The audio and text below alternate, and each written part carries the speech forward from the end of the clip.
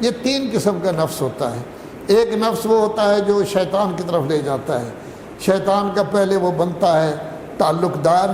پھر بنتا ہے شیطان کا محب، پھر وہ شیطان کا بھائی بن جاتا ہے۔ اس کا تعلق شیطان کے ساتھ اس طرح ہو جاتا ہے جیسے شیطان ہے، یہ بھی شیطان بن جاتا ہے، اس طرح کے کام کرتا ہے۔ ایسا شخص ہمیشہ برے کاموں میں پڑا رہتا ہے۔ پھر کبھی ایسا ہوتا ہے کہ انسان جو ہے اس کا نفس اس کو ملامت کرتا ہے، اس کی ضمیر اس کو ملامت کرتی ہے، وہ یہ کہتی ہے کیا کر رہے ہو، کیوں اپنے آپ کو تباہ کر رہے ہو، کیوں اپنے آپ کو خراب کر رہے ہو، کیوں غلط کام کر رہے ہو۔ قرآن مجید میں نفس لوامہ کا بھی ذکر ہے، امارہ کا بھی ذکر ہے۔ جب نفس لوامہ ہو یعنی خود انسان کی ضمیر اس کو ملامت کرے، یہ ضروری نہیں ہوتا کہ شراب پینے پر ملامت کرتی ہے، یہ ضروری نہیں ہوتا کہ جھوٹ بولنے پر ملامت کرتی ہے۔ کبھی عام کام جو ہم کرتے ہیں جن کی پرواہ نہیں ہوتی، مطلب پڑھائی کی طرف ہم توجہ نہیں دیتے، تو کسی وقت ایسا ہوتا ہے کہ کبھی اکیلے بیٹھے ہوتے ہیں، ہم کہتے ہیں کیوں اپنا وقت ضائع کر رہا ہے، پڑھائی کی طرف توجہ نہیں کر رہے تو قابلیت نہیں ہوگی، کل ہماری عزت نہیں ہوگی، کل ہماری شان نہیں ہوگی، پڑھ کر آئیں گے تب بھی کچھ نہیں ہوگا۔ بہت پرانی بات ہے، ایک مولانا جہلم میں پرنسپل ہوتے تھے، شام کے پڑھے ہوئے ایک سید صاحب کو انہوں نے دعوت دی، بہترین ابا وہ 9 سال شام میں رہے تھے۔ وہ تشریف لے آئے، ان کو بطور مدرس رکھا اور کہا کہ آپ پڑھائیں۔ اس نے کہا جی میں پہلی کتاب سے پڑھاؤں گا، وہ آپ لوگوں کی جو نحویر ہوتی ہے اس سے اس نے پڑھانا شروع کر دیا۔ تو وہ مدرسہ چونکہ مدارس موصل ملت میں سے تھا، جہلم کا مدرسہ، انہوں نے مجھے اطلاع دی کہ فلاں صاحب کو جو پڑھے ہوئے ہیں فنا جگہ کے، انہوں نے پہلے نہیں بتایا، میں نے ان کو مدرس رکھا ہے۔ میں نے کہا کس جگہ کے پڑھے ہوئے ہیں؟ تو انہوں نے پھر بتایا شام کا۔ میں نے کہا شام میں پڑھائی عام طور پر نہیں ہوتی، وہاں طالب علم کیا کرتے ہیں، یہ زائرین کے قافلے جاتے ہیں، کبھی یہ پیر مقصود شاہ چلے گئے، کبھی اور پیر چلے گئے، ان کے ارد گرد پھرتے ہیں، ان کو ہوٹل بھی لے کر دیا،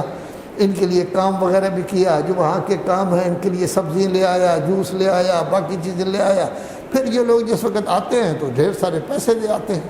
اور اگر کوئی یورپ کا آدمی مل جائے تو طالب علم اس کی بڑی خدمت کرتے ہیں، وہ 2-3 دفعہ خدمت کرے تو ان کو دعوت دیتے ہیں، وہ یورپ میں چلا جاتا ہے۔ تو یورپ میں پہنچ گئے تو پھر وارے نیارے کسی جگہ نہیں ہوتے۔ کبھی خیال نہ کریں کہ یورپ میں جانے والے مولوی صاحبان سب اچھے ہیں، وہاں تو کام ہی نہیں ہے۔ یورپ میں یہ ہے کہ مجلس بھی ہوتی ہے تو ہفتہ یا اتوار کو ہوتی ہے، کبھی کبھی کسی جگہ جمعہ ہوتا ہے وغیرہ نہیں ہوتا، سارا ہفتہ پورا انسان خالی بیٹھا رہتا ہے۔ بڑے سے بڑا مجتہد اعظم ہی کیوں نہ ہو، کام کیا ہے وہاں بیٹھ کر قرآن مجید پڑھانا ہے بچوں کو، وہ بھی کبھی 4 آ گئے کبھی 5 آ گئے، وہ انسان اپنے آپ کو ضائع کرتا ہے۔ لیکن بہرحال یورپ کی بڑی اہمیت ہے، ہمارا ہر بچہ یہی چاہتا ہے یورپ جائے، امریکہ جائے، کینیڈا جائے، کیونکہ ہم تو بیچارے ہیں بالکل، وہاں امن و امان بھی ہے، چیز بھی خالص مل جاتی ہے، پیسے بھی ڈھیر سارے مل جاتے ہیں، ہمارے پیسے کے مقابلے میں ان کی قیمت بھی بہت زیادہ ہوتی ہے، لذا وہ ایسی جگہ پر خوش ہو جاتے ہیں۔ تو اسی طرح آپ یہ خیال کریں کہ شام میں اکثر پڑھنے والے ان پڑھ ہوتے ہیں۔ کچھ مدت کے بعد مولانا مجھے کہنے لگے کہ میں نے دیکھا ہے تو وہ تو ناامیر ہی نہیں پڑھا سکتے۔ پھر میں نے جامع المنظر سے کیسٹیں منگوائی ہیں، کیونکہ تمام کتابوں کی کیسٹیں جو لوگ نہیں پڑھے ہوئے، حتیٰ پیر مقصود شاہ بھی پڑھنا چاہتے ہیں، مرزا صاحب پڑھنا چاہتے ہیں، تمام کیسٹیں پہلی کلاس سے لے کر اجتہاد کی کلاس تک موجود ہیں، درس خارج تک کیسٹیں موجود ہیں، کیسٹوں کے ذریعے آدمی پڑھ سکتا ہے، محنت کر سکتا ہے۔ تو کہنے لگے میں نے کیسٹیں منگوائیں، خود بھی پڑھاتا تھا تب بھی وہ نہیں پڑھا سکے، 3-4 مہینے کے بعد فارغ کر دیا گیا۔ ایک اور چیز بھی آپ سن لیں کہ آپ کو بہت زیادہ شوق ہوتا ہے، جو لوگ پاکستان کے مدارس میں لمحے تک پڑھ کر جاتے ہیں، جس سے لمحہ پڑھ لیں تو ایم اے کی سند بنتی ہے، وہ ایران چلے جائیں، عراق چلے جائیں، جب وہ آئیں گے تو پاکستان کے تمام مدارس میں وہ کام دیں گے، کیونکہ انہوں نے ایم اے پاکستان سے کیا ہے، تمام کتابیں باقاعدہ پڑھی ہیں۔ لیکن ایک آدمی ڈاکٹر ہے، انجینئر ہے، اس نے ماسٹر کیا ہوا ہے، سی اے کیا ہوا ہے، سیدھا ایران چلا جاتا ہے۔ وہ جس وقت 3 سال 4 سال کے بعد آئے گا بالکل خالی ہاتھ ہوگا۔ وہ کہتے ہیں گھٹنے تلے ریت ہوگی، پنجابی میں کہتے ہیں گوڈے تھلے ریت، کچھ بھی نہیں ہوگا۔ اسی واسطے آپ دیکھیں ایرانی انقلاب کے بعد سینکڑوں لوگ گئے ہیں ڈاکٹری چھوڑ کر، ماسٹر، سی اے، سوائے ایک آدمی کے اس کا ایک مدرسہ چل رہا ہے، وہ خود نہیں پڑھاتا، بہترین استاد رکھے ہوئے ہیں، باقی انتظام کرتا ہے، چونکہ وہاں پڑھائی نہیں ہے، وہاں تھوڑی سی دین فہمی سمجھاتے ہیں، کتابیں نہیں پڑھتے۔ جب کتابیں نہیں پڑھتے تو کسی کو کیا پتہ کیا پڑھانا ہے کیا نہیں۔